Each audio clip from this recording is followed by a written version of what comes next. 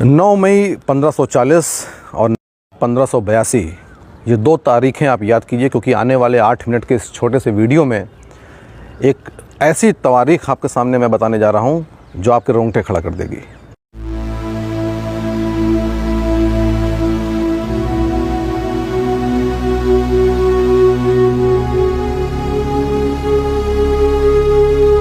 नमस्कार, मैं आलोक पांडे।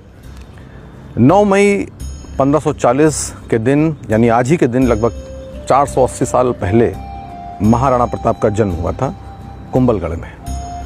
और महाराणा प्रताप की जब हम बात करते हैं तो सबसे महत्वपूर्ण घटना उनके जीवन की जो हर बच्चे को यहाँ पे मालूम है वो है हल्दी घाटी का युद्ध। हल्दी घाटी का युद्ध हुआ ही ऐसा था कि वो अपने इतिहास की पुस्तकों से कहीं जा नहीं सकता, भारतीयों की मानसिक प्रेरणा से कहीं जा नहीं सकता। लेकिन वास्तव में राणा को जो महाराणा बनाया है वो हल्दी घाटी का युद्ध नहीं, हल्दी घाटी के युद्ध के बाद का उनका 20 साल का वो संघर्ष है जो उनके शौर्य, उनके धैर्य, उनके डिटर्मिनेशन को, उनके करेज को, उनके बलिदान को हमारे सामने प्रस्तुत करता है। और आज भारतीय युवाओं के सामने जो एक हीन भावना की, और पर्टिकुलरली हिंदू युवाओं के सामने जो एक हीन भावना की स्थिति पैदा हो रही है, उसको दूर करने के लिए राणा के इस इतिहास को जानना बहुत ज़रूरी है। मित्रों, हम जानते हैं कि जब अकबर गद्दी पर बैठा तो उसके पश्चात उसने लगभग उत्तर भारत के पूरे क्षेत्र को अपने अधिकार में ले लिया था। लेकिन राजपूताना में सिसोदिया वंश एक ऐसा वंश था जो उस वक्त राणा प्रताप के अधीन था, जिसको वो जीत नहीं पा रहा था। और ये उसके लिए बहुत ज़रूरी था क्योंकि गुजरात का जो भी व्यापार था वो उसी क्षेत्र से होकर के करना पड़ता था। और एक दूसरा यानी स्ट्रेटेजिक पॉइंट ऑफ व्यू से भी ये इसलिए महत्वपूर्ण था क्योंकि सारी राजपूत सेना उसके सामने घुटने टेक चुकी थी सिवाय सिसोदिया वंश के। और जब तक वो उनके अधीन नहीं आता था तब तक पूरे राजपूताना की, पूरे हिंद की जो एक सुजरेनिटी है, सॉवरेनिटी है, वो उसके पास नहीं आ सकती थी। इसके लिए 1576 में हल्दी घाटी का बहुत ही प्रसिद्ध युद्ध हुआ जिसमें महाराणा प्रताप के पास मात्र 5000 की फोर्सेस और सामने जो मुगल फोर्सेस थी वो लगभग 30,000 की थी।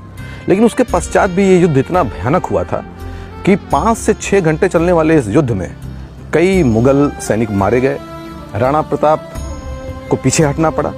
चेतक का शौर्य हम इसमें देखते हैं जिसमें वो उनको सुरक्षित स्थान पर लेके जाता है, अपने प्राणों की आहुति दे देता है।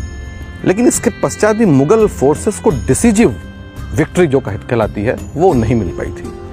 महाराणा प्रताप कुंभलगढ़ और उदयपुर के क्षेत्र में चले गए थे और ये इतनी भयानक लड़ाई थी कि मान सिंह और बाकी मुगल फोर्सेस राणा प्रताप के पीछे उनको पकड़ने के लिए जा भी नहीं सकी, क्योंकि उनको मालूम था कि ये कहीं छुपे होंगे और फिर से अटैक करेंगे, हम बुरी तरीके से हमको हर्ट होगा।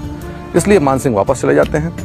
जब वापस जाते हैं तो अकबर इतना नाराज होता है कि वो उनको अपने राज दरबार में घुसने नहीं देता है। जो बाकी मुगल सूबेदार और सेनापति गए थे उन सभी को डिमोट करता है, यानी उनका जो एक मनसब का सिस्टम था उस मनसब में सभी को डिमोट किया जाता है, सभी के स्टेटस को नीचे कर दिया जाता है। आप समझ सकते हैं कि अकबर को कितनी तकलीफ हुई होगी। इसके पश्चात असली संघर्ष और असली युद्ध इसके बाद शुरू होता है। महाराणा प्रताप जंगलों में और कुंभलगढ़ के आसपास के एरिया में रहते हैं। अकबर यहीं पर चुप नहीं होता है। 1576 की इस घटना के बाद 1577 में एक फिर से फोर्स भेजी जाती है। ये फोर्स शाहबाज हुसैन, सैयद कासिम, सैयद हाशिम और मान सिंह तो थे ही, लगभग 30,000 की फोर्स फिर से राणा प्रताप के लिए जाती है। ये फोर्स भी हारती है और डिसीजिव विक्ट्री किसी को नहीं मिलती है। अकबर वापस बहुत नाराज होता है। 1578 में अगेन द फोर्स और रीइंफोर्समेंट वाज गिवन। कितना महत्वपूर्ण था सिसोदियाओं को हराना अकबर के लिए, आप इसे समझ सकते हैं।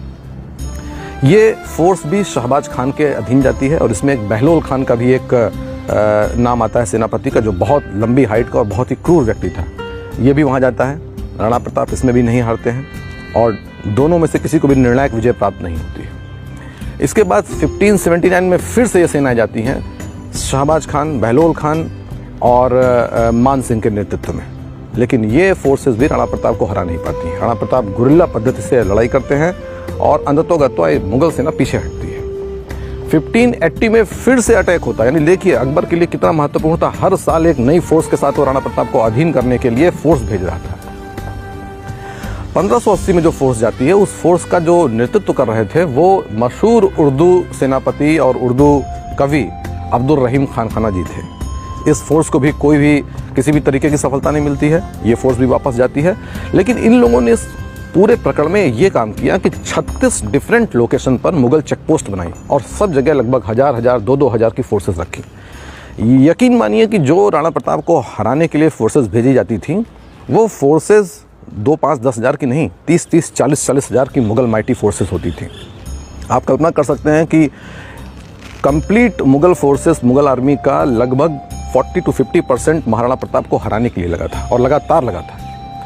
1581 में 1 साल राणा प्रताप को समय मिलता है, क्योंकि उस साल कोई भी उनके ऊपर अटैक नहीं होता है। और ये वही समय था जब भामा शाह जैसा एक नगर सेठ उनके पास आता है और कहावत इस तरीके की, मैं हल्दी घाटी भी गया हूँ, देवार भी गया हूँ, अन्य क्षेत्रों में भी गया हूँ, चावंड भी गया हूँ। कहावत वहाँ की ऐसी है और वहाँ के लोकल लोगों का कहना ये है कि ये इतने पैसे दिए गए थे कि 12 साल तक 25,000 की फोर्स बिना किसी दूसरे डोनेशन के ऊपर रह सकती थी और कायदे से मेंटेन किया सकती थी। भामा शाह का नाम इसीलिए अमर है और राजस्थान की सरकार में और बाकी अन्य सरकारों में कई योजनाएं उनके नाम पे चलती हैं। 1581 के बाद 1582, 16 सितंबर 1582 का दिन आता है। उदयपुर से अजमेर के बीच में एक घाटी है जिसका नाम है देवार, और ये देवार ही राणा प्रताप चुनते हैं, अपनी एक फोर्स बनाते हैं और इस फोर्स में भील, कोल और राजपूत का एक सम्मिलित संगठन बनता है। ये विजयादशमी का दिन था। महाराणा को ये यकीन था कि आज के दिन हमको आर या पार की लड़ाई लड़नी है। लगभग 50,000 की फोर्स सामने, 10-1,000 की फोर्स जिसमें भील, तीर, कमठे लेकर के अपना युद्ध कर रहे थे। विजयादशमी के दिन जब पूरा भारत, तत्कालीन भारत, दिए जला करके भगवान राम के अयोध्या में आने की पवित्र अवसर को सेलिब्रेट कर रहा था, उस समय महाराणा प्रताप अपने फोर्सेस के साथ अटैक करते हैं। ये वही इम्पॉर्टेंट युद्ध है जिस युद्ध में बहलोल खान को राणा प्रताप ने तलवार के एक वार से 2 फाड़ कर दिए थे। और 1582 में विजयादशमी के अवसर पर 1971 के बांग्लादेश वार में जो 90,000 सैनिक भारत के सामने बांग्लादेश में सरेंडर करते हैं, उसके बाद नंबर 2 का इन known history of India biggest surrender होता है। 36,000 मुगल आर्मी के सिपाही महाराणा प्रताप के सामने सरेंडर करते हैं। ये पूरे दिन चलने वाला ऐसा भयानक युद्ध था जिसमें डिसिसिव हार होती है मुगल आर्मी की, और चित्तौड़ को छोड़कर, केवल चित्तौड़ के किले और उसके आसपास के एरिया को छोड़ करके कंप्लीट मेवाड़ महाराणा प्रताप के अधीनता में आ जाता है, जो उन्होंने शपथ खाई थी कि मैं उदयपुर के या किसी भी महल में जाकर के रहूँगा नहीं, मैं कभी भी पलंग पर नहीं सोऊंगा जब तक मुझे ये डिसिसिव विक्ट्री नहीं मिल जाती। ये विक्ट्री लगभग इनकी ये जो उन्होंने प्रतिज्ञा ली थी, ये प्रतिज्ञा लगभग पूरी होती है और महाराणा बनने का जो उनका सफ़र वहाँ ख़त्म होता है। ये इतनी डिसिसिव हार थी कि इसके पश्चात अकबर को 1584 में वापस आना पड़ा। 6 महीने तक उसने वहाँ कैंप किया, उसके बावजूद महाराणा प्रताप को नहीं हरा पाया और वापस आगरा चला गया। लेकिन ये जो बैटल ऑफ देवार है, ये दीवार इंडियन हिस्ट्री में आपको कहीं नहीं मिलेगी, या इसका उल्लेख भी किया जाएगा तो केवल 1 लाइन या 2 लाइन में किया जाएगा। मैं खुद IAS की तैयारी करते समय हिस्ट्री को एज ऑप्शनल मैंने पढ़ाई की है, बहुत पढ़ाई की है, 6-7 साल पढ़ाई की है और बहुत किताबें पढ़ी हैं। लेकिन जो बैटल ऑफ दीवार है, ये बैटल ऑफ दिवेर हमको कहीं भी दिखाई नहीं पड़ती, या दिखाई भी पड़ती तो 1-2 लाइन में। भारतीय युवाओं, विशेष रूप से हिंदू युवाओं में जो हीन भावना की भावना है और वो इन्फीरियरिटी कॉम्प्लेक्स से अपनी नज़रें नीचे करके चलते हैं, उनके लिए जानना बहुत ज़रूरी है। मैं पूरी एक सीरीज़ लेके आऊँगा जो untold, unsung important battles of India हैं, जिसमें भारतीय राजाओं ने बहुत ही दम के साथ, भारतीय रानियों ने बहुत ही साहस के साथ ये युद्ध लड़े हैं और जीते हैं, इनको आपको बताने के लिए।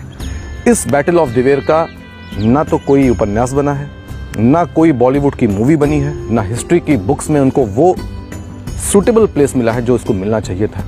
चावंड अगर आज आप जाएंगे, हल्दी घाटी अगर आप जाएंगे, तो वो टूटी फूटी सड़कें और टूटे फूटे दीवार जिनमें पेड़ उगाए हैं, ये चीख चीख के कह रहे हैं कि हमारे भारतीय इतिहास में, हमारे गौरव में इनको स्थान देना चाहिए। एक और इम्पॉर्टेंट बात है कि मेवाड़ का जो राज चिन्ह है, अगर उस राज चिन्ह को आप देखें तो उसमें बीच में उगता हुआ सूरज है, एक तरफ भील और कोल है और एक तरफ क्षत्रिय समाज है। ये भी बताता है कि इंडियन हिस्ट्री में जाति के लिए कोई स्थान नहीं था। महाराणा की सेना में सारे जाति के लोग, चाहे वो तथाकथित लोअर क्लास हो, तथाकथित अपर कास्ट हो, सब साथ में मिलकर, कंधे से कंधा मिलकर के युद्ध करते थे और तब उन्होंने वो जीत हासिल की। मैं सहारनपुर में डिस्ट्रिक्ट कलेक्टर रहा हूँ। 9 मई और 14 अप्रैल ये 2 दिन हमारे लिए पुलिस बंदोबस्त के लिए इतने क्रिटिकल डेज होते थे क्योंकि वहाँ पर शेड्यूल्ड कास्ट और क्षत्रिय इन दोनों के बीच में काफ़ी लड़ाई है, क्लैशेस हैं, कम्युनल कास्ट क्लैशेस हैं। इनको आज से 400 साल के पहले के इस इतिहास को देखना चाहिए, आपस में एक होकर रहना चाहिए और जो इन बैटल्स को और जो महापुरुष हमारे हैं जिनको ये गौरव हमको गौरव देते हैं, हमको हीन भावना से ऊपर उठाते हैं, इनके बारे में भारतीय युवाओं को पढ़ना चाहिए। बहुत बहुत धन्यवाद।